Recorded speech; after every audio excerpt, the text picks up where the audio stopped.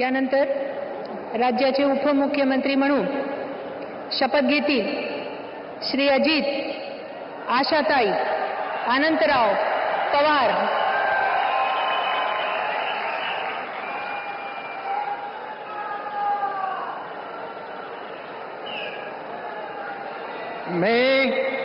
मी अजित आशाताई अनंतराव पवार गांभीर्यपूर्वक प्रतिज्ञा करतो की कायद्याद्वारे स्थापित झाले आहे अशा भारताच्या संविधानाबद्दल मी खरी श्रद्धा व निष्ठा बाळगीन।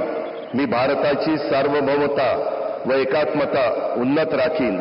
मी महाराष्ट्र राज्याचा उपमुख्यमंत्री म्हणून माझी कामे निष्ठापूर्वक व विवेकबुद्धीने पार पाडीन आणि संविधान व कायदा यानुसार सर्व तऱ्हेच्या लोकांना मी निर्भयपणे व निपक्षपातीपणे तसेच